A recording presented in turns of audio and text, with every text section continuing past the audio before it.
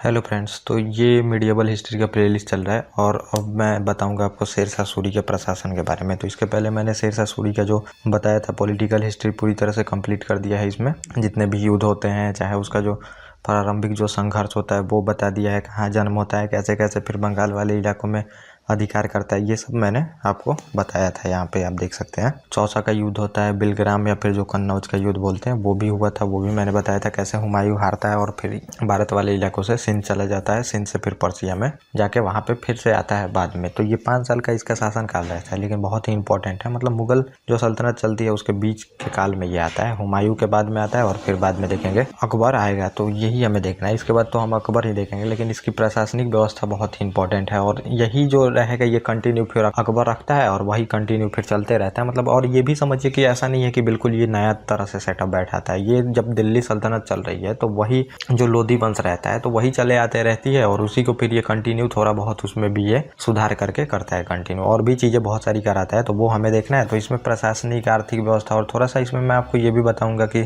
शेरशाह सूरी के बाद आखिर में इसके साम्राज्य क्या हुआ क्या है। तो पिछली वीडियो में मैंने ये बता ही दिया था हुमायूं कैसे आता है, फिर हेमू से युद्ध कैसे होता है अकबर का, और अकबर का शासन कैसे स्थापित होता है। तो वो फिर से मैं आपको बताऊंगा एक बार, तो वो चलेगी। और मीडिएवल हिस्ट्री समझिए बिल्कुल सीक्वेंस से चलते आ रहा है। तो इसके ये मुगल साम्राज्य चल रहा है और इसके पहले मैंने आपको प्रांतीय जो राज होती थी, मालवा, खानदेश, गुजरात, मेवाड़, बंगाल, कश्मीर, सभी बता दिया था। उसके पहले हमने देखा था भक्ति, सूफी मूवमेंट। उसके पहले भी मैंने आपको जो विजयनगर, बहमनी साम्राज्य, दिल्ली सल्तनत, उसके पहले कैसे अरबी तुर्की आक्रमण होते हैं, फिर राइज ऑफ इस्लाम कैसे होता है और उसके बाद अरबी तुर्की आक्रमण होना शुरू होता है। पहले देखेंगे कासिम आता है, फिर मोहम्मद गजनबी, गोरी और कुतुबुद्दीन ऐबक दिल्ली सल्तनत की स्थापना करता है। तो ये मैंने आपको बताया है। तो अब हमें यही देखना है और जो डिस्क्रिप्शन में प्लेलिस्ट का लिंक डाला रहता है तो वहाँ से आप सीधे प्लेलिस्ट पे पहुँच सकते हैं और सीक्वेंस में इसको देख सकते हैं। और जो कम्युनिटी पे मैं क्वेश्चन डालता हूँ प्रीवियस ईयर पेपर, वो भी आपको देखना बहुत ही ज़रूरी है। तो ये पूरी तरह से जो प्लेलिस्ट है आप देखेंगे, यूपीएससी और पीसीएस को टारगेट किया जाता है, तो वो आपके लिए फ़ायदा होगा। तो वहाँ पर आप देख सकते हैं उसको। तो अब हम शुरू करते हैं, ज़्यादा बात नहीं करते हैं। इसमें हम देखते हैं इसकी प्रशासनिक व्यवस्था देख लेंगे इसमें,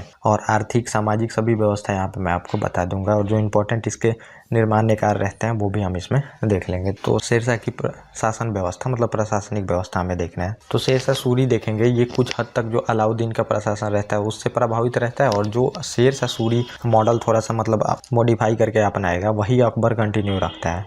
तो अलाउद्दीन खिलजी क्या किया रहता है देखते हैं वहाँ पे उसको, मतलब उसके पहले परेशानी क्या क्या रहती है वो आप जानेंगे। उसमें अलाउद्दीन खिलजी को साम्राज्य विस्तार करना होता है। अभी साम्राज्य विस्तार ज़्यादा हुआ नहीं रहता है। और दूसरी बात है, साम्राज्य विस्तार करने के लिए वहाँ पे क्या चाहिए आपको, आर्मी चाहिए। आर्मी के लिए आपको पैसा चाहिए, तो पैसा के लिए वो मार्केट रिफॉर्म करता है, मतलब वस्तुएं सस्ती हो जाए। या तो फिर आप सैनिक जो है उसको पैसा दे दो, मतलब जितना में उसका जीवन बीत सके, या फिर उसको ये कर दो कि मार्केट में मतलब स्टेबिलिटी लाओ, महंगाई ही कम रह सके, तो कम पैसा में भी सैनिक रह सकते हैं ज़्यादा। तो वो चीज़ें करता है, मार्केट रिफॉर्म वहाँ पे करता है। सैनिकों में दाग प्रथा, हुलिया प्रथा, ये सब तो यहाँ भी आएगी जो मैं आपको बताऊंगा। तो वो चीज़ें लाता है यहाँ पे। तो बहुत सारा उसमें रिफॉर्म, मार्केट रिफॉर्म करता है, भू राजस्व रिफॉर्म करता है, लैंड रिफॉर्म जो होता है वो भी करता है, सभी चीज़ें इसमें करता है। तो वही हमें इसमें देखना है। उसी को कंटिन्यू करके, मतलब शेरशाह सूरी इससे प्रभावित रहता है और उसी को कंटिन्यू रखता है। इसी पे हमें देखना है। दिल्ली सल्तनत का ही मॉडल रहता है समझिए, कुछ यहाँ पे थोड़ा बहुत मॉडिफाई करके फिर ये करता है। उसके बाद देखेंगे कि अकबर भी इसको कंटिन्यू रखता है। तो यही हमें देखना है। और प्रशासन का देखेंगे, अति केंद्रीकरण व्यवस्था रहता है। तो अति केंद्रीकरण मतलब क्या समझते हैं, टोटल जो पावर रहता है वो सुल्तान के अंदर में है। सुल्तान या फिर जो बादशाह रहता है उसके अंडर में रहता है। मतलब केंद्रीकरण मतलब जो पावर का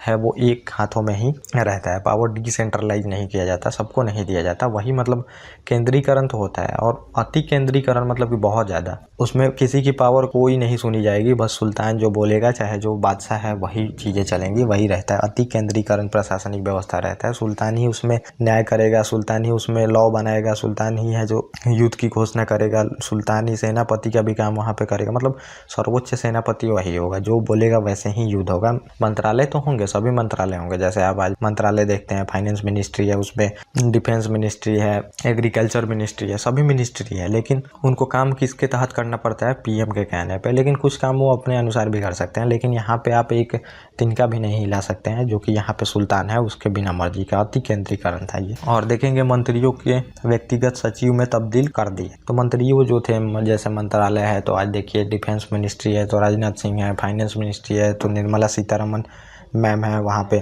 तो हैं, तो अब इनको क्या करे कि मिनिस्ट्री तुम चला रहे हो लेकिन तुमको जो सचिव होता है उसमें तब्दील कर दिया जाए। मतलब व्यक्तिगत सचिव, मतलब तुम अब सुझाव दोगे, फैसला तो मैं ही लूँगा, बस सचिव का काम क्या होता है, वो सुझाव देता है, जो भी निर्णय होता है, चाहे जो काम सुझाव लिया जाता है, जो फैसला लिया जाता है उसको इम्प्लीमेंट कराने का काम करता है। तो वही काम करोगे, तुम फैसला तो नहीं दे सकते, यहाँ पे फैसला मैं ही दूंगा, बस सुझाव दो तुम। ये चीज़ें यहाँ पे रहती है। जितने भी विभाग रहते हैं उनको सचिव में तब्दील कर देता है, मतलब मंत्री जो रहते हैं उनको। और इसके अंतर्गत देखेंगे लगभग 12 विभाग थे, तो 12 लगभग आप समझ के चलिए मंत्रालय थे। तो आज भी बहुत मंत्रालय है समझ। और जो संपूर्ण साम्राज्य रहता है इसको 47 इकाइयों में लगभग, मतलब समझिए कि डिस्ट्रिक्ट रहता है। उस टाइम जो सूबा रहता है, सूबा इकता या फिर जो प्रांत बोलते हैं, मतलब जो आज स्टेट है वो सूबा बोला जाता था उस टाइम। तो सूबा का तो कम विकास हुआ था, लेकिन जो जिला आप देखते हैं डिस्ट्रिक्ट, उसका ज़्यादातर विकास हुआ था। तो लगभग समझिए 47 डिस्ट्रिक्ट में इसको बांट के रखा था। आज के डिस्ट्रिक्ट जैसा नहीं, आज बहुत बड़ा डिस्ट्रिक्ट उस टाइम होता था, जिसमें से प्रत्येक जो थे पुनः कई परगने में बटे थे।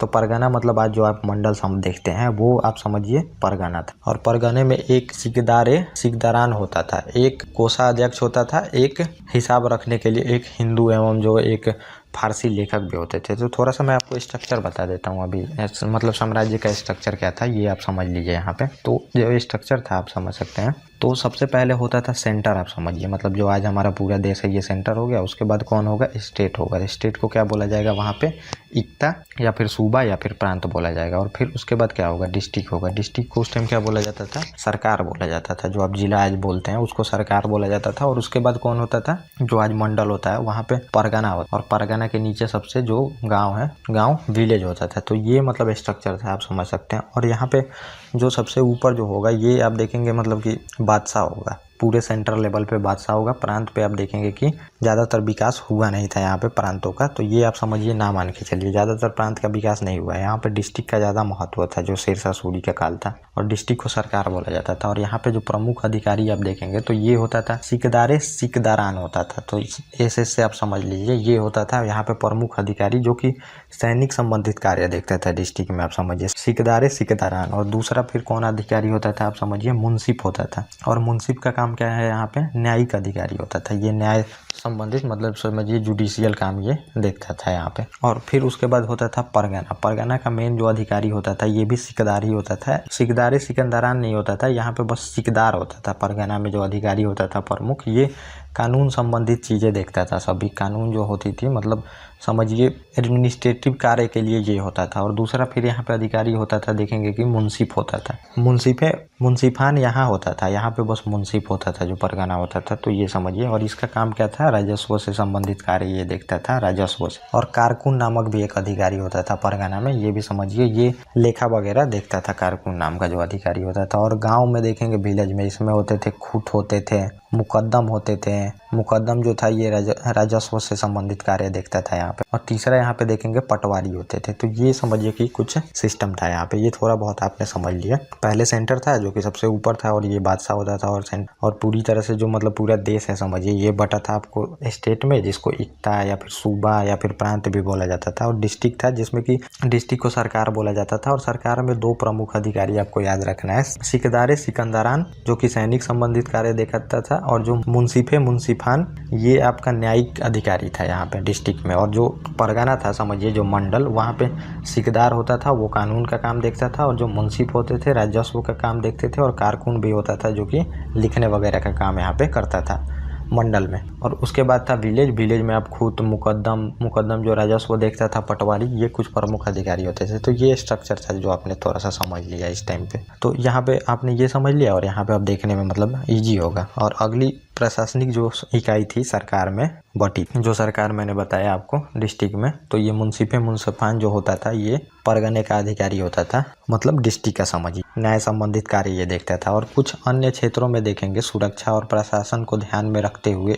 एक अन्य प्रशासनिक इकाई अपनाई गई थी। तो इसको विलायत बोला जाता था, विलायत के नाम से जाना जाता था। मतलब अब एक जगह सभी नाम से तो नहीं पुकारा जाता, तो कुछ इलाकों में ऐसे ही प्रशासनिक इकाई थी, लेकिन उसको विलायत नाम से पुकारा जाता था। और इस पर 2 प्रकार के अधिकारी होते थे। तो विलायत मतलब समझिए कि दूसरे मतलब स्टेट में ही चले गए, सिकंदरान और मुंसिफान। तो ये मैंने बता ही दिया, वही डिस्ट्रिक्ट का ही है, लेकिन नाम अलग पुकारा जाता था वहाँ पे। और प्रथम अधिकारी जो था ये सामान्य प्रशासन से संबंधित था। और जो दूसरा था ये राजस्व से संबंधित था। तो राजस्व से भी संबंधित था। मुंसिफ मुंसफान जो था ये न्यायिक कार्य भी देख लेता था, ये भी ध्यान में रखिएगा, क्योंकि मुंसिफ आप देखेंगे जो परगने में था वो राजस्व काम देखता था, तो इसको उससे भी जोड़ दिया जाता है यहाँ पे। और सरकार का विभाजन जो था ये परगने में था, तो ये मंडल था, और परगने का सामान्य जो प्रशासनिक अधिकारी था उसको सिकदार बोला जाता था। तो ये मैंने बता ही दिया। ये कानून संबंधित कार्य देखता था, और जबकि भू राजस्व संबंधित कार्य देखेंगे मुंसिफ या अमीन नाम का अधिकारी देखता था। तो अमीन का नाम आप आज भी सुनते होंगे, और मुंसिफ को मैंने बता ही दिया आपको। तो ये परगने मतलब आज जो मंडल होता है उसको परगना उस टाइम बोला जाता था। और प्रशासन की सबसे छोटी इकाई क्या थी वहाँ पे देखेंगे, मौजा था,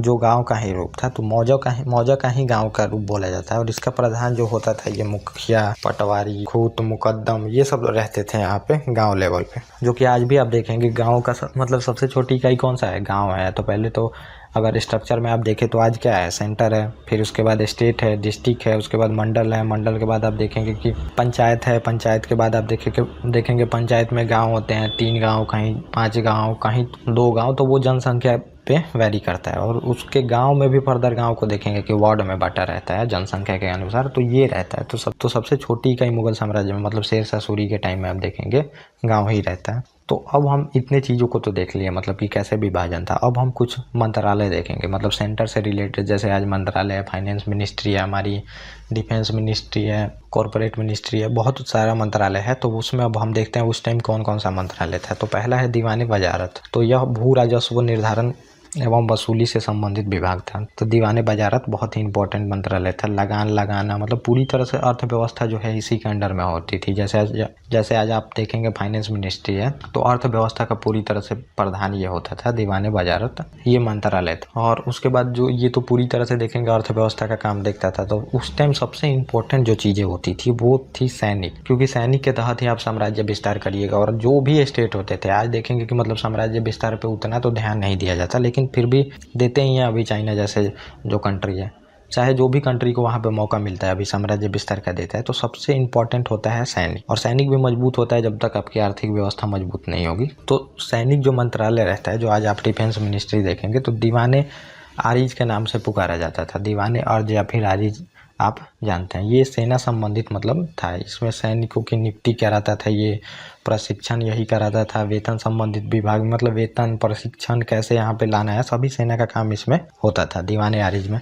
तो उस टाइम इसके सेना में अब देखिए कि संख्या क्या थी, 1.5 लाख लगभग घुड़सवार थे इसमें, 25,000 पैदल सेना थी इसके पास, और 300 हाथियाँ थी, तोपों की एक बड़ी सेना थी, तोप भी थी इसके पास। और ये क्या करता है, घोड़े दागने की प्रथा को पुनः से चलाता है। जो कि घोड़ा दागने की प्रथा देखेंगे कि अलाउद्दीन खिलजी चलाता है, उसको ये फिर से कंटिन्यू करता है। और बंगाल में इसका अधिकार जब होता है तो वहाँ से बहुत सारा व्यापार होते रहता है। देखेंगे चाइना वाले इलाकों में, मतलब south east China, Thailand, Cambodia, Malaysia, जो भी आज उधर आप देश देखते हैं, उधर से इसका व्यापार होते होते देखेंगे बहुत ज़्यादा पैसा आ जाता है यहाँ पे। और पैसा आता है तो फिर ये सैनिक पे ही खर्च करता है, और सैनिक पे खर्च करके वहाँ पे हुमायूं को 2 बार हराता भी है, बहुत सारा अभियान करता है। तो वो मैंने आपको बताया था पॉलिटिकल हिस्ट्री में। तो लगभग समझिए 1.5 लाख सेना काफ़ी बड़ी सेना है। जो कि इब्राहिम लोदी की आप सेना देख रहे हैं कि वो लड़ रहा था पानीपत का जब युद्ध, तो वहाँ पे उसके पास लगभग 50,000 सेना थी, लेकिन इसके पास समझिए 1.5 लाख सेना थी। बाबर जब आता है तो 20-25 हज़ार ही सेना लेके आता है। 1.5 लाख सेना बहुत बड़ी सेना है यहाँ पे। और 300 हाथिया, तोप, घुड़सवार, मस्केट, राइफल सब था इसके पास, ऐसा नहीं है। और फिर ये घोड़ा दागने की भी प्रथा चालू करता है। जो कि अलाउद्दीन खिलजी देखेंगे घोड़ा दागने की प्रथा किस वजह से चालू किया जाता है, क्योंकि घोड़े के जगह पे वहाँ पे देखेंगे कि मैनिपुलेट किया जाता था। घोड़े के जगह पे किसी और मतलब जो घोड़े से मिलता जानवर है, जैसे कि खच्चर हैं, गधे हैं, उनको भी डाल दिया जाता था उस टाइम। चाहे जो उस टाइम इक़्तेदार होते थे, तो एक इक़्तेदार 10,000 घोड़े को दिखा के ले गया, फिर दूसरे इक़्तेदार जब 10,000 घोड़े दिखाने होते थे, मतलब मंत्रालय को, सैनिक मंत्रालय को, तो उससे 3,000 घोड़ा उधार में ले लिया। उसके पास 7,000 घोड़ा पहले से है, 3,000 ले लिया, 10,000 पूरा के दिखा देता था, और 10,000 घोड़े की सैलरी लेता था सेंटर से। तो इस वजह से दाग दिया जाता था घोड़ा का कि इस इक़्तेदार चाहे इस बटालियन के पास इतने घोड़े हैं। तो इससे जो होता था मैनिपुलेशन कम हुआ वहाँ पे। तो ये सैनिक का यहाँ पे लिखा गया है। 300 हाथिया बड़ी सेना थी, मतलब लगभग बहुत बड़ी ये सेना हुई। 1.5 लाख सेना उस टाइम समझिए, इतना छोटा मतलब लैंड पे, मतलब ज़्यादा पर अधिकार तो होता नहीं है, तो इतनी मतलब छोटे से इलाकों पे राज करके 1.5 लाख सेना को मेंटेन करना है। यहाँ पे 25,000 पैदल सेना, अगर टोटल सैनिक आप मिलाएं तो 2 लाख तक चला जाता है। और फिर अगला जो विभाग आप देखेंगे दीवाने इंसा रहता है, ये पत्राचार विभाग रहता है समझिए। और यहाँ पे मतलब पत्रचार अब कैसे खबर को फैलाना है, एक सूबे से दूसरे सूबे में खबर भी तो ले जाना होता था वहाँ पे। चाहे पत्रचार आपको मान लीजिए दूसरे जो बगल के स्टेट हैं, स्टेट मतलब कि देसी समझिए, तो उनसे भी पत्रचार करना होता था वहाँ पे। आप समझिए मिडिल ईस्ट सभी जगह से इनको पत्रचार करना होता था। तो इसके लिए दीवाने इंसा नाम का एक पत्रचार विभाग ही होता था। और फिर दीवाने रसालत होता था, यह धर्म से संबंधित विभाग था। और समझिए ये विदेशी विभाग भी था, जैसे कि फॉरेन मिनिस्ट्री आप देखते हैं ये होता था। और ये लोग क्या करते थे, बड़े लेवल पे धर्म कन्वर्जन का भी काम करते थे, जो कि धर्म से संबंधित कार्य इन लोगों का होता था। तो धर्म भी परिवर्तन में कराना ही था वहाँ पे सबको, तो ये भी काम चलते रहता था इनके तहत। दिल्ली सल्तनत में तो देखिएगा कि बहुत वहाँ पे परिवर्तन कराए जाते हैं, क्योंकि हमेशा वहाँ से खलीफा से दबाव रहता है कि मुस्लिमों की संख्या बढ़ाओ, मुस्लिमों की संख्या बढ़ाओ। तो ये मैंने आपको वहाँ पे बताया ही, तो ये रहता है। और अगला जो विभाग आप देखेंगे दीवाने कजा विभाग रहता है। ये न्याय विभाग रहता है, मतलब काजी भी बोला जाता है, काजी मुक्ति ये लोग देखते थे न्याय संबंधित कार्य। तो अब हम न्याय देख लेते हैं। इसी में जो मंत्रालय रहता है उसी के अंदर मैं वो चीज़ें कंप्लीट कर देता हूँ। तो जैसे मैंने आपको दीवाने आरिज के बारे में बताया और सैनिक भी वहीं पे कंप्लीट कर दिया, वैसे ही अब हम यहाँ पे जो न्यायिक प्रशासन था वो हम देख लेते हैं। तो सबसे ऊपर सुल्तान होता था। सुल्तान किसी भी विषय में देखेंगे अंतिम जो फैसला देना होता था वो सुल्तान ही देगा। न्यायिक अधिकारी समझिए वो जो आप सुप्रीम कोर्ट देखते हैं वो वहाँ पे सुल्तान होता था सबसे ऊपर। लेकिन सुल्तान ही सभी फैसले को तो वहाँ पे नहीं देख सकता है। मान लीजिए बहुत ज़्यादा वहाँ पे केस आते होंगे, उसके लिए बहुत सारे अधिकारी होते थे, तो उसके लिए बिल्कुल स्ट्रक्चर बना रखा था। अब जैसे कि आज देखेंगे सभी फैसला तो मतलब सुप्रीम कोर्ट ही वहाँ पे नहीं कर सकता सभी केस का निपटारा, तो वहाँ पे फिर हमने बनाया है स्ट्रक्चर। हाई कोर्ट नीचे है, उसके बाद देखेंगे डिस्ट्रिक्ट कोर्ट है, फिर उसके बाद सदर, मुंसिफ, बहुत सारा कोर्ट है वहाँ पे। हर एक जगह मतलब अलग अलग है, थोड़ा नाम से अलग पुकारा जाता है। तो इतने सारे कोर्ट हैं, तो यही फिर हमें देखना है। तो परगने जो होते थे मंडल में समझिए, मुकदमा जो था ये दीवानी मुकदमा, तो दीवानी मुकदमा होता है और एक फौजदारी मुकदमा होता है। तो दीवानी जो आप समझते हैं जो पैसा से रिलेटेड हो, तलाक, विवाह, इन सब से रिलेटेड दीवानी मुकदमा होता है। और फौजदारी होता है जो मतलब कि मारपीट समझिए, किसी का मर्डर कर दिए, ये सब फौजदारी में आता है। तो दीवानी जो मुकदमा होता था फैसला अमीन करता था इसका। और जो समझिए अन्य जो भी मुकदमा होता था, चाहे जो फौजदारी मुकदमा होता था, उसको काजी एवं जो मीर आदल होते थे वो देख लेते थे बाकी चीज़ों को। तो समझिए काजी बहुत ही इंपॉर्टेंट होता था, काजी बहुत सारा फैसले को वहाँ पे देखता था। और कई परगने जो होते थे इनके ऊपर एक होता था मुंसिफान होता था। तो ये मैंने आपको बता ही दिया, ये न्यायिक अधिकारी जो डिस्ट्रिक्ट में मैंने यहाँ पे बताया था ये आपको जुडिशियल कार्य देखता था। तो ये परगने के ऊपर मतलब कई परगनों के ऊपर एक ये अधिकारी होता था, इसको आप समझ सकते हैं हाई कोर्ट। और ये जुडिशियल काम देखता था मुंसिफान इसका होता था। ये मतलब कई परगनों के ऊपर एक होता था जो दीवानी मुकदमों की जांच करता था। राजधानी में प्रधान काजी और राजकीय सदर थे। तो अब डिस्ट्रिक्ट में कौन होगा, ये मुंसिफान, काजी, ये सब होंगे वहाँ पे, क्योंकि सिविल भी मामला आ सकता है वहाँ पे, क्रिमिनल मामला भी आ सकता है। तो काजी समझिए जो प्रमुख थे यहाँ पे। और फिर पुलिस विभाग था, तो पुलिस विभाग को पुनः स्थापित करता है, यहाँ पे देखेंगे संगठित किया, तथा जो स्थानीय अपराध होते हैं उनके लिए स्थानीय उत्तरदायी सिद्धांत को लागू किया। तो स्थानीय उत्तरदायित्व मतलब जो गाँव का मुखिया होगा वही देखेगा पुलिस से संबंधित कार्य।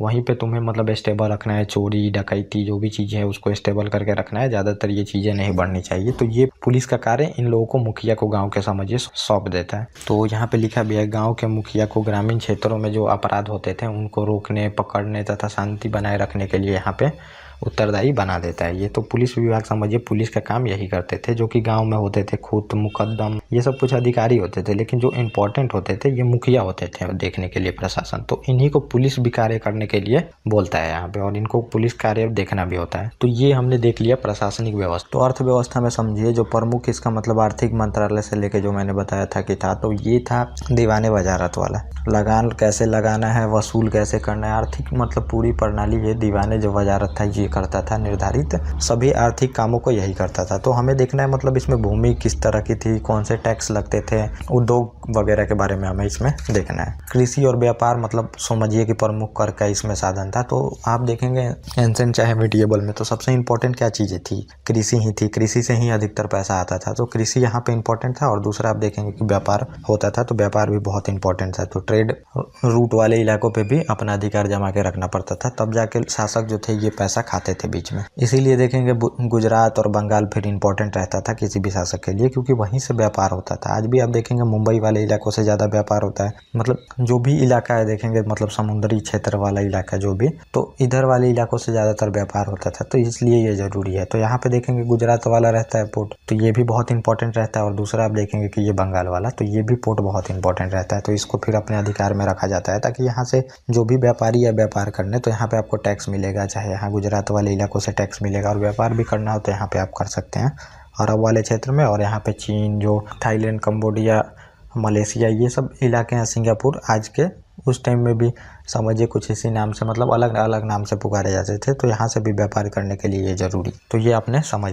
तो सबसे इसमें इम्पोर्टेंट है भूमि की ये पैमाइश कराता है, और भूमि को देखेंगे सीधे कर खेतीहरों से वसूल करने का यहाँ पे निश्चित करता है। तो मतलब अब जो भी आप देखेंगे अंग्रेज भी आके करते हैं, जो भी मतलब बिचौलियों को ख़त्म करता है, वहाँ पे टैक्स उसको ज़्यादा आता है। यही सिस्टम मतलब अलाउद्दीन खिलजी भी करता है। अलाउद्दीन खिलजी भी देखते हैं सीधे टैक्स किसानों से वसूलने का काम करता है। तो ये भी यहाँ से बीच में मिडिल मैन नहीं होंगे। मिडिल मैन जब भी नहीं होंगे तो समझिए वहाँ पे एक तो महंगाई कम होती है, और दूसरी आपको टैक्स भी ज़्यादा मिलेगी। इसको रैयतवारी व्यवस्था बाद में बोलेंगे। जब ब्रिटिश भी आएंगे तो सीधे वहाँ पे जो किसान होगा ये, और सीधे जो मान लीजिए सेंटर है, वो सीधे टैक्स लेगी। बीच में जो भी ये मिडिल मैन होते थे, जमींदार, इन लोगों को हटा दिया जाएगा। तो सीधे यहाँ पे पैसा इसके पास आएगा।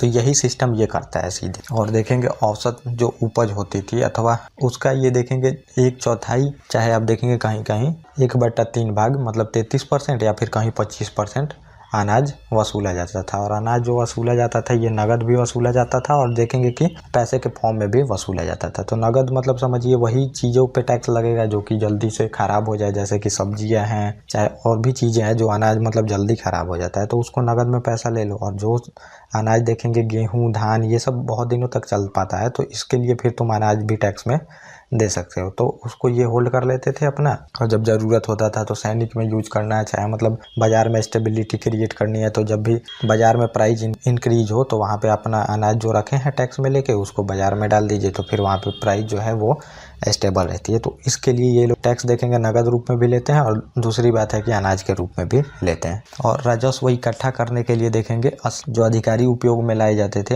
अमीनों, मुकदमों, सिकदारों और कानूनगों का, तथा देखेंगे पटवारियों से भी मतलब वसूल वहाँ पे किया जाता था, किसानों से जो टैक्स होता था। तो ये कुछ प्रमुख अधिकारी होते थे, जैसे आज आप देखेंगे इनकम टैक्स ऑफिसर होते हैं, तो ये कुछ प्रमुख अधिकारी थे जो कि टैक्स वसूलने का काम करते थे। लेकिन टैक्स जो है सीधे जनता से ली जाती थी वहाँ पे। तो अमीन, मुकद्दम, सिकदार, कानूनगो, ये पटवारी कुछ प्रमुख अधिकारी थे यहाँ पे जो कि टैक्स वसूलते थे। और ये कबूलियत जो व्यवस्था है आप देखेंगे वो शुरू करता है। तो प्रत्येक जो किसान है उसको क्या देना है वो कबूलियत नामे में लिखवाया जाता था, और सरकार उससे क्या लेती थी ये भी लिखवाया जाता था। और पट्टे में क्या लिखवाया जाता था, जो सरकार उसको बदले में देगी टैक्स, मतलब जो अनाज लेगी टैक्स के बदले में, और मतलब क्या व्यवस्था रहेगी। तो एग्रीमेंट समझिए, ये कुछ नहीं है, एग्रीमेंट है जो सरकार और किसानों के बीच में एग्रीमेंट होगा कि तुम इतना हमें टैक्स दोगे इतना दिनों में, और फिर मैं तुम्हें इतना भूमि दूंगा जिस पे कि तुम खेती कर सकते हो। ये होता था एग्रीमेंट। तो ये कबूलियतनामा जो होती थी वो सरकार लिखवाती थी किसानों से,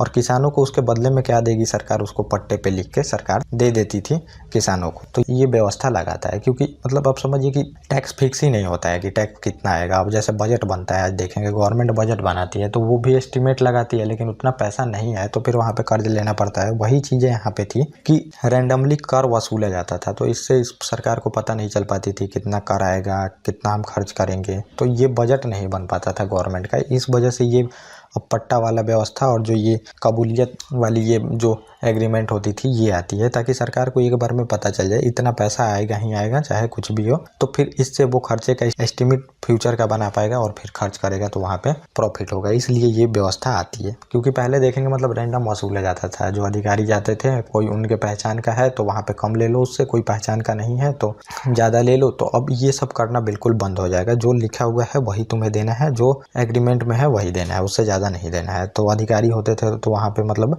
घूस भी कमाते थे, वहाँ से ले लिए उससे समझिए किसान से, चाहे जो ज़मींदार है, लेकिन वहाँ पे जो राजा है उसको कम दिए। तो फिर वहाँ पे भ्रष्टाचार बढ़ती थी, करप्शन को भी रोकने के लिए ये काम ये करता है, एग्रीमेंट वाला काम। और अहमद खां की देखेंगे मदद से हिंदू ब्राह्मणों की सहायता भी लेता है अहमद खां, और ये लोग मिलकर क्या करते हैं कि भूमि की माप कराते हैं और फिर एक दस्तावेज तैयार करते हैं। मतलब कि अब पूरी भूमि जो इसके अधिकार में रहती है उसको मापा जाता है, ये कितनी भूमि है, और फिर वहाँ पे टैक्स निर्धारित किया जाता है कितनी भूमि है तो हमें इतना टैक्स मिलना ही चाहिए, और फिर उसको क्लासिफिकेशन करके सभी किसानों को दे दिया जाता है। और फिर ये जो माप का उपयोग किया जाता था इसको मापने के लिए मतलब भूमि को किया गया, तो इसको गजे सिकंदरी बोला गया, जो कि देखेंगे 32 अंगुल या फिर 3/4 मीटर का होता था। तो ये आप कैलकुलेशन कर सकते हैं। तो मतलब ये जितनी भी भूमि रहती है इसको नापता है ये। जैसे कि आज देखेंगे भारत की भूमि कितनी है, 32,84,000 वर्ग किलोमीटर अप्रॉक्स में कुछ है।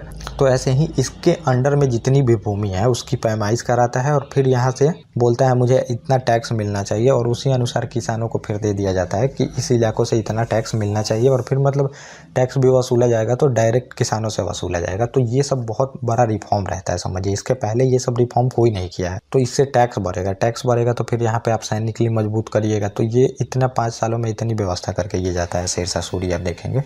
और माप की इकाई के लिए शेरशाह सूरी ने जरीब का प्रयोग किया। एक सन के डंडी ये रस्सी का बना होता था, मतलब नापने के लिए कि भूमि को कैसे नापा जाएगा। तो वहाँ पे तो एक देखेंगे आज भी लोहे के जंजीर से मापा जाता है, तो ये एक रस्सी रहती है सन के डंडी, जरीब टाइप जो आज आप देखते हैं उस टाइप की रहती है। और माप की सबसे छोटी इकाई बीघा थी और सबसे बड़ी इकाई जो देखेंगे ये परगना को बनाया गया। तो परगना मतलब जो सबसे बड़ा इलाका था, जैसे मंडल है तो मंडल को परगना बोला गया है इसमें। तो मंडल सबसे बड़ी इकाई थी इसमें नाप की, और बीघा सबसे छोटी इकाई थी। तो बीघा आज भी आपको सुनने को मिलेगा। तो ये सब जो शब्द हैं तो ये पहले से ही चलते आ रहा है, बस थोड़ा बहुत उसको चेंज किया गया है यहाँ पे। और भूमि को फिर 3 भाग में भी देखेंगे डिवाइड करता है। एक तो अच्छी भूमि, और दूसरी रहती है उससे मतलब कम अच्छी भूमि जो रहती है, और तीसरा जो रहती है वो खराब भूमि। अब ये नहीं है कि भूमि कहीं पे कम उपजाऊ है लेकिन वहाँ पे टैक्स तुम उतना ही ले रहे हो, तो इसकी व्यवस्था भी ये नहीं करता है। 3 भागों में जो भूमि रहती है उसको बांट देता है। अब इस पे कम उपजाऊ है तो इस पे कम टैक्स लिया जाएगा, ये थोड़ा इससे ज़्यादा उपजाऊ है तो इससे थोड़ा सा ही ज़्यादा पैसा टैक्स में लिया जाएगा, और ये ज़्यादा उपजाऊ है तो यहाँ से ज़्यादा पैसा लिया जाएगा।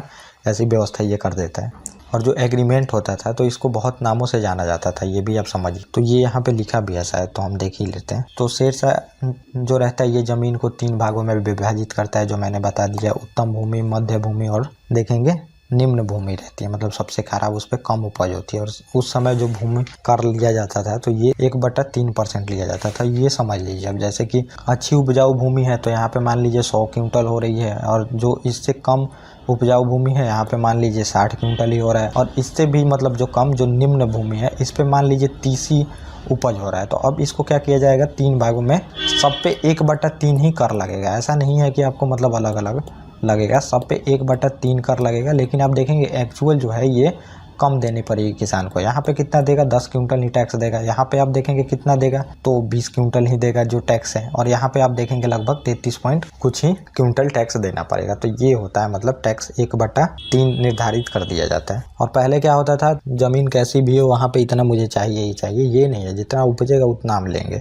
और वो भी डायरेक्ट लिया जाएगा, बिचौलिए इसमें नहीं होंगे। और कुछ अन्य प्रकार के भी, और समझिए कि गल्ला बख्शी, बटाई, नक्श या मुक्ताई, नकदी, जब्ती, ऐसी कुछ व्यवस्था थी जिसको मतलब जिससे टैक्स लिया जाता था, जो एग्रीमेंट होता था। और कुछ अन्य प्रकार के भी कर थे, देखेंगे जरीबाना कर था, मुसिलाना कर था, बहुत तरह के कर थे। और देखेंगे जो मतलब अकाल आता है उसके लिए जो 2/2.5 टैक्स का अनाज रहता है उसको मतलब रिजर्व में रखा जाता है, जो प्रति मन अनाज राजकोषीय गोदाम में सुरक्षित रखा जाता था। तो ये भी व्यवस्था रखता है। जो आप देखेंगे मतलब कि डिजास्टर आता है, जो अकाल आता है, तो उस टाइम अकाल बहुत ज़्यादा पड़ते थे, और अकाल की भी व्यवस्था मतलब ये फ्यूचर का भी सोच के चल रहा था कि अकाल भी आए तो यहाँ पे अनाज को गोडाउन में रखा जा सके, और इससे हम क्या करेंगे, जब भी अकाल आएगा तो फिर जनता को बंटवाया जाएगा उसमें, ये व्यवस्था करता है। जो कि देखेंगे कि ब्रिटिश टाइम में बहुत ज़्यादा अकाल पड़ते हैं, सभी तो धन वहाँ पे जो धन दोहन का सिद्धांत देखेंगे दादा भाई नौरोजी देते हैं, तो सारा धन चला जाता है वहाँ पे, और बहुत ज़्यादा अकाल पड़ते हैं। और अकाल टाइम में आप देखेंगे 60-60 लाख लोग एक बार में वहाँ पे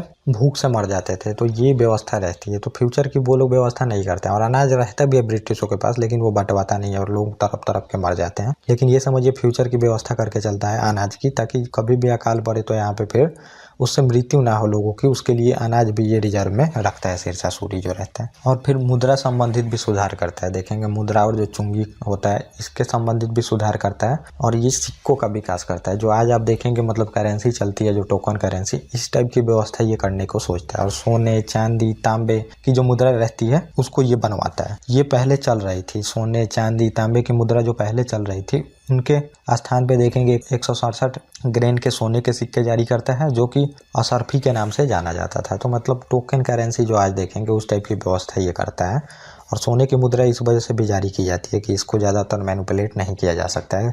आप ढाल भी नहीं सकते हैं, ढालिएगा भी तो आपको खर्च उससे ज़्यादा लग जाएगा। तो टोकन करेंसी तरफ बढ़ने की कोशिश करता है, लेकिन समझिए पूरी तरह से टोकन करेंसी आप उस टाइम तो ला ही नहीं सकते। और 180 ग्रेन का चांदी का भी सिक्का चलवाता है, जिसमें 175 ग्रेन देखेंगे कि इसमें शुद्ध चांदी रहता है और थोड़ा सा यहाँ पे कॉपर मिलाया जाता होगा, ताकि ये जो है ये सख्त हो सके। नहीं तो सख्त नहीं होगा वहाँ पे तो ये दिक्कत पैदा कर सकता है, मतलब जल्दी के लोग गला देंगे। और ये जो थे ये रुपए के नाम से जाने जाते हैं। तो ये व्यवस्था करता है ये। और 380 ग्रेन का तांबे के दाम भी चलवाता है। तो ये यहाँ पे लिखा गया है 322 यहाँ पे है ग्रेन के तांबे के सिक्के भी जारी करता है, जो कि दाम के नाम से जाना जाता था। तो ये रहता है, ये व्यवस्था करता है। तो अब मान लीजिए कि पहले से जितने भी पैसे रुपए चलते आते हैं तो वो अब पता नहीं रहता है जो भी शासक होता है, तो फिर उसको नया सिक्का जारी करना पड़ता है। जितना भी पहले का सिक्का है वहाँ पे उसको बंद करके नया सिक्का जारी करना पड़ता है, क्योंकि आप देखेंगे जब सिक्के का पता ही नहीं रहेगा तो फिर तुम व्यापार चाहे जो महंगाई बढ़ेगी तो ये सब कंट्रोल नहीं किया जा सकता। आज भी देखेंगे आरबीआई जो है वो सभी सिक्के जितने भी पैसे होते हैं उनको मतलब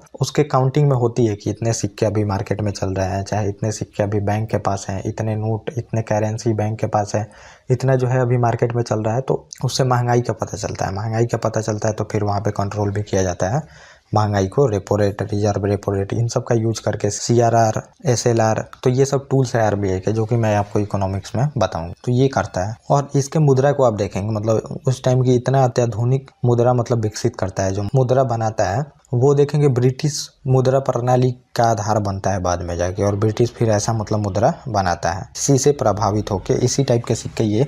और ऐसा माना जाता है कि उस टाइम तक ब्रिटिश काल तक इसी का सिक्का चलते रहता है, ये भी होता है। और अगला जो है ये जितने भी कष्टप्रद कर रहता है, जितने भी टैक्स रहते हैं मतलब ज़्यादातर कर, उसको समाप्त कर देता है व्यापारिक वस्तुओं के लिए। बस मतलब आपको सरहद पे ही टैक्स देना पड़ेगा, सब बाकी जितने भी कर हैं उनको समाप्त कर देता है।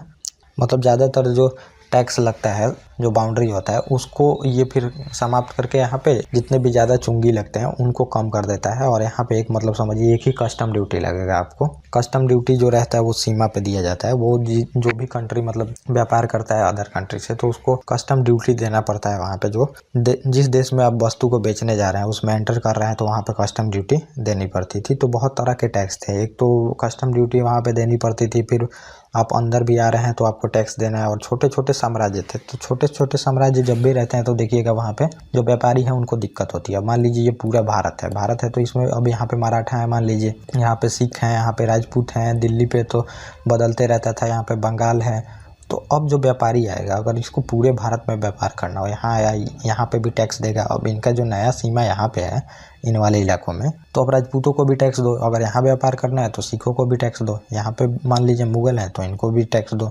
यहाँ पे बंगाल के शासक हैं, इनको भी टैक्स दो। तो मतलब जो वस्तु होती थी वो महंगी हो जाती थी। अगर मान लीजिए पूरा साम्राज्य एक ही के कंट्रोल में है तो यहाँ पे टैक्स भी कम देना पड़ता है, तो व्यापार भी फूलता है। मतलब पूरी तरह से जो देश रहती है जल्दी ग्रोथ करती है। अब एक बार यहाँ पे घुसे, टैक्स दे दिए हम, अब कहीं भी हम व्यापार कर सकते हैं। इसमें ऐसा नहीं है, सभी जो मार्केट है वहाँ पे मेरा प्रोडक्ट है जा सकता है। लेकिन अगर छोटे छोटे साम्राज्य रहते हैं तो टैक्स बहुत जगह देना पड़ता है, और वहाँ पे मतलब व्यापार है फल फूल नहीं पाता, और जो देश है वो ग्रोथ भी नहीं कर पाता। तो ये रहती है। और जीएसटी में इसी को किया गया है, मतलब जीएसटी में जो टैक्स का रेट है उसको कम करने के लिए, वो मैं आपको जीएसटी वाले चैप्टर में बताऊंगा कि जो टैक्स रेट था एक तो वो भी ज़्यादा था, और जो टैक्स भी लगता था बहुत ज़्यादा टैक्स लग जाता था मतलब जगह जगह पे, तो उसको भी कम करने का कोशिश वहाँ पे किया गया है। और फिर ये क्या करता है, विभिन्न सड़कों का निर्माण कराता है। मतलब समझिए कि जो सड़क रहती है उसकी जाल से बिछवा देता है पूरे देश में, क्योंकि सड़क आप मान लीजिए एक तो आपको व्यापार के लिए इंपॉर्टेंट है। जब तक आप सड़क नहीं रहेगा तो व्यापार कैसे करिएगा। व्यापार जो एक शहर से दूसरे शहर में मुझे किसी वस्तु को ले जाना है तो उसके लिए सड़क तो होनी चाहिए उत्तम। तो ये आज भी देखेंगे गवर्नमेंट बनाते रहती है, इंफ्रास्ट्रक्चर मतलब डेवलप हो रहा है धीरे धीरे, तो सड़क बहुत ही एक इंपॉर्टेंट चीज रहता है इसमें। तो अब ये देखेंगे पूरा जाल सा बिछवा देता है सड़कों का। देखेंगे सोनारगांव से पेशावर तक एक सड़क बनाता है, आगरा से जोधपुर तक बना देता है, जोधपुर से चित्तौड़ होते हुए पूरी तरह से यहाँ पे मतलब सड़क बना देता है, और लाहौर से मुल्तान तक बनाता है। और जो सबसे लंबी सड़क बनाता है तो इसमें ग्रैंड ट्रंक जो रोड रहती है ये बनाता है, जो कि आज भी देखेंगे वर्तमान में है। और ये लगभग 1500 कोस लंबी सड़क है जो कि पूर्वी बंगाल से सोनारगांव सिंध तक चली जाती है। तो यहाँ से यहाँ तक का सड़क ये बनवा देता है पूरी तरह से। और सड़क इसलिए भी इम्पोर्टेंट थी कि अगर सैनिकों को भी आपको ले जाना है तो कैसे ले जाइएगा। उस टाइम युद्ध कंटिन्यू लड़ना होता था, जो मैंने बताया, साम्राज्य विस्तार करने के लिए। और साम्राज्य विस्तार करने के लिए अगर आपको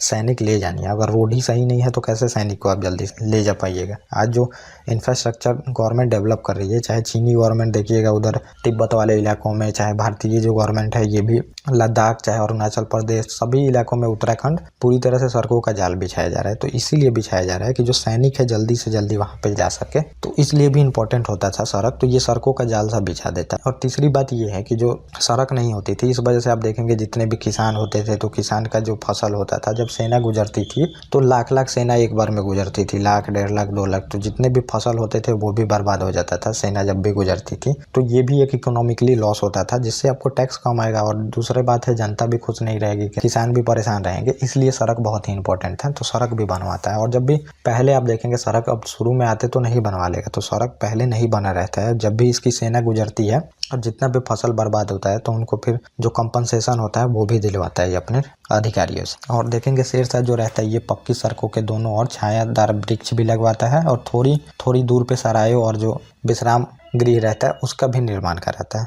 और जो सराय रहते हैं वो डाकघर का भी काम करते हैं। तो सराय रहता है मतलब समझिए जो आज ढाबा रहता है उस टाइप का बनवाता है जगह जगह पे सड़कों के बगल में, ताकि वहाँ पे जो व्यापारी आए हैं वो रुक सके, रुक के आराम कर सके, फिर अपना आगे वाला डिस्टेंस तय कर सके। और जो सराय होते थे उस पे इसका अधिकारी भी होता था जो कि डाक चौकियों का काम करता था। एक सराय से दूसरे सराय पे जो चिट्ठी लेटर होता था उसको पहुंचाया जाता था, फिर अगला सराय वाला उसको अगले सराय पे पहुंचा देता था। ऐसे ये डाक चौकियों का भी काम कर लेते थे। तो ऐसी उत्तम व्यवस्था ये करता है। और जो सड़क रहती है उसके अगल बगल में छायादार वृक्ष भी लगवाता है। और आगे हम देख लेते हैं। तो शेरशाह मतलब जब इसकी मृत्यु हो जाती है तो ये जो अफगान साम्राज्य है इसकी मृत्यु के अधिक समय तक टिक नहीं पाता है। तो इसके बाद कोई भी मतलब अच्छा शासक नहीं आता है। ये देखेंगे जो शेरशाह सूरी रहता है अपने जितने भी सूबेदार रहते हैं, चाहे अमीर रहते हैं, तो सबको बोला रहता है, जितने भी व्यापारी हैं चाहे क्षत्रिय हैं, इन सबसे तुम्हें अच्छी व्यवहार करना है। तो जितने भी अधिकारी होते हैं उनको अच्छा व्यवहार करने को भी बोलता है ताकि व्यापार वगैरह बढ़े। तो इन सब की भी व्यवस्था ये करता है। तो ये सब इसका जो उत्तराधिकारी है कुछ नहीं सोच पाते हैं। तो जैसे मान लीजिए व्यापारी है, अगर उनसे अधिकारी जो है, अगर अधिकारी अच्छे से व्यवहार नहीं करते हैं तो आपके देश में वो बिजनेस क्यों करेगा, चाहे आपके स्टेट में ही बिजनेस क्यों करेगा। तो ये प्रचलन आप आज भी देखेंगे, जितने भी अधिकारी होते हैं वो अच्छे से व्यवहार नहीं करते हैं। चाहे जो पुलिस वाले हैं आप देखेंगे कि अच्छे से व्यवहार नहीं होता, फॉर्मल वे में बात नहीं करते। तो ये सब होती है। इससे क्या होगा, आपका व्यापार डिक्लाइन होगा और जो आपका देश है वो ग्रोथ नहीं कर पाएगा। तो ये सब चीज़ें अधिकारी नहीं समझ पाते हैं। तो अब समझिए जो व्यापारी है, चाहे जो मान लीजिए टैक्स पेयर है जो बहुत कमाता है, तो वो क्या होता है आपका, मान लीजिए गवर्नमेंट का अधिकारी का, चाहे गवर्नमेंट का ही, वो क्या है, कस्टमर है। कस्टमर से आपको टैक्स मिलता है जिससे आपको सैलरी प्राप्त होती है। और कस्टमर भगवान समान होता है। तो भगवान का फिर कैसे इज्जत किया जाता है इन लोगों को पता ही नहीं होता, जो भी अधिकारी होते हैं। तो जो भी टैक्स पेयर हैं उनको इज्जत देना चाहिए। एक तो मतलब जिससे टैक्स मिलता है उसी से आपको मतलब उसके टैक्स से ही आपको सैलरी मिलती है। लेकिन फिर ये अधिकारी अपने आप को क्या समझते हैं, ये खुद ही अपने आप को भगवान समझते हैं। तो इन सब व्यवस्था को भी ये बंद करता है। बोलता है सबको, जो भी व्यापारी है, जो भी मतलब लोग हैं, सबको, अधिकारियों को उनको इज्जत करनी है। ये व्यवस्था तक ये करता है। लेकिन बाद में देखेंगे ऐसी कुछ व्यवस्था नहीं रहती और धीरे धीरे जो ये अफगान साम्राज्य रहता है ये डिक्लाइन हो जाता है यहाँ पे। और ये मैंने पिछली वीडियो में तो ये सारी चीज़ें बता दिया था कि अब आखिर में शेरशाह सूरी की मृत्यु कैसे होती है और फिर उसका साम्राज्य कैसे डिक्लाइन हो जाता है। तो ये मैंने बताया था और मैंने बोला था कि वहाँ पे नहीं लिखी गई हैं चीज़ें, लेकिन यहाँ पे देखिए ये चीज़ें यहाँ पे लिखी गई हैं। उस टाइम वहाँ पे नहीं लिखी गई थी, जो मैं यहाँ पे आपको दिखा दूँ। तो ये यहाँ पे नहीं लिखी गई रहती है। यहाँ पे बस शेरशाह सूरी तक ही, इसकी मृत्यु तक रहता है इतिहास। तो मैं बोला था शायद नहीं लिखा है, लेकिन ये चीज़ें यहाँ पे उत्तराधिकारी का डाल दिया गया। लेकिन मैं बता वहाँ पे चुका हूँ तो थोड़ा बहुत बता देता हूँ, और बाकी चीज़ें आप पिछली वीडियो में जो हुई हैं उसमें देख सकते हैं। तो कृपया आप लोग इसको सीक्वेंस से देखें तो ज़्यादातर चीज़ें समझ में आएंगी। तो शेर शाह की मृत्यु के बाद उसका द्वितीय पुत्र रहता है जो जलाल खां, वो सुल्तान बनता है इस्लाम शाह के नाम से सुल्तान। और ये विख्यात किस नाम से होता है देखेंगे, घोसलीम शाह के नाम से विख्यात होता है। ये मतलब ये अपने आप को शासन घोषित कर लेता है। जलाल खां नाम रहता है लेकिन इस्लाम शाह के नाम से ये फिर गद्दी पे बैठता है। तो इसका 2 पुत्र रहता है देखेंगे, आदिल खां रहता है शेर शाह सूरी का पुत्र, और दूसरा पुत्र रहता है इस्लाम शाह जो कि छोटा पुत्र रहता है इस्लाम शाह। लेकिन ये अपने आप को घोषित कर लेता है शासक। और जो नोबिलिटी इसकी होती है, जो सूबेदार, सरदार, जो अमीर, ये भी चाहते हैं कि इस्लाम शाही शासक बने, तो ये बनता है। और अपने जो बड़ा भाई रहता है आदिल खां, इससे युद्ध करके इसको भगा देता है वहाँ। और ये जो रहता है अपने सेना की कार्य क्षमता को बढ़ाता है जैसे इसके पिता बढ़ाते हैं। और जो विवेकपूर्ण सुधार रहता है जो देखेंगे शेर शाह सूरी का, ये कायम रखता है इसको। परंतु युवा अवस्था में इसकी देखेंगे मृत्यु हो जाती है 1554 में। बहुत छोटी उम्र में ही मृत्यु हो जाती है। और जितने भी अफगान सरदार रहते हैं उनको इतना बेदर्दी से दबाता भी है, सभी सरदारों को वहाँ पे मारा जाता है। और युवा अवस्था में मृत्यु हो जाती है। उसके बाद देखेंगे फिरोज शाह इसका पुत्र रहता है, ये गद्दी पे बैठता है। नाबालिग पुत्र देखेंगे फिरोज खां, ये गद्दी पे बैठता है। और इसी का मामा रहता है मुबारिज खां शेर शाह के। तो अभी समझिए इसका मामा रहता है मुबारिज खां, ये फिर सत्ता में धीरे धीरे आ जाता है। इसकी हत्या कर देता है, जो फिरोज खां रहता है इसकी हत्या कर देता है। समझिए इसकी माँ का भाई रहता है, मतलब समझिए शेर शाह सूरी का साला लगेगा वहाँ पे। तो ये रहता है और ये हत्या कर देता है और सिंहासन पर अधिकार कर लेता है। और अपनी उपाधि देखेंगे मोहम्मद आदिल शाह के उपाधि को धारण कर लेता है ये यहाँ पे। जो इसका मामा रहता है निजाम खां, मुबारिज खां के नाम से, मतलब गद्दी पे बैठता है ये। फिर देखेंगे जो साम्राज्य रहता है ये भी खंडित होने लगता है पूरी तरह से। यहाँ पे कोई भी अच्छा शासक आता नहीं है। उसके बाद देखेंगे जो अगला शासक आता है सिकंदर शाह आता है, पंजाब, आगरा, दिल्ली, ये सब पे अधिकार कर लेता है। ये भी अफगानी ही रहता है। तो ये अब कोई भी यहाँ पे उत्तम शासक है नहीं, तो इन्हीं का नौबत रहता है। समझिए एक सिकंदर शाह, ये पूरी तरह से विद्रोह करके मैंने बताया जो पंजाब, आगरा, दिल्ली वाले इलाकों पे अधिकार कर लेता है। और देखेंगे सरहिंद के युद्ध में जब हुमायूं आता है तो इसी को हराता है, पहले सिकंदर शाह को हराता है। और फिर इंपॉर्टेंट शासक अब कौन बचा रहता है यहाँ पे, आदिल शाह बचा रहता है। आदिल शाह, मोहम्मद आदिल शाह नाम रहता है इसका। चुनार और बिहार वाले इलाकों पे ये कब्जा किए बैठे रहता है। और इसी का देखेंगे सेनापति रहता है ये हेमू। और हेमू जो रहता है ये परिश्रम से अपना उन्नति पे पहुंचा रहता है और लगभग 22 युद्ध इससे पहले हारा रहता है। और ये मेवात में रहता है, रेवाड़ी वाले इलाकों में। एक साधारण मतलब बनिया के फैमिली से ये इतना ऊपर तक पहुंचा रहता है। सूर सुल्तान का समझिए प्रधानमंत्री बन गया रहता है। तो आदिल शाह लास्ट शासक मानिए यहाँ का रहता है सूरवंश का। और इसी के काल में एक बनिया रहता है देखेंगे हेमू, और हेमू प्रधानमंत्री बन गया रहता है और एक्चुअल पावर इसी के पास रहता है। जैसे वहाँ पे हुमायूं की मृत्यु होती है, इधर से ये बढ़ता है हेमू अधिकार करने के लिए, और दूसरा उधर से देखेंगे अकबर बढ़ता है अधिकार करने के लिए। और फिर वहाँ पे पानीपत का द्वितीय युद्ध होगा जिसमें हेमू के आंख में एक तीर आके लग जाती है और हेमू वहाँ पे बेहोश हो जाता है। उसको गिरफ्तार किया जाता है, बैरम खां के पास ले जाया जाता है। अकबर को बोलता है बैरम खां कि इसको मार दो, लेकिन अकबर छोटा रहता है, वो मार नहीं पाता, बैरम खां मार देता है। फिर नाम वहाँ पे ये बनाता है कि अकबर ने ही इसकी जान ली है। वहाँ पे सर कटवा के टंगवा दिया जाता है। तो ये कहानी मैं पहले आपको बता चुका हूँ, तो पिछली वीडियो में आपने देखा ही होगा। तो ये हमारा जो है ये समझिए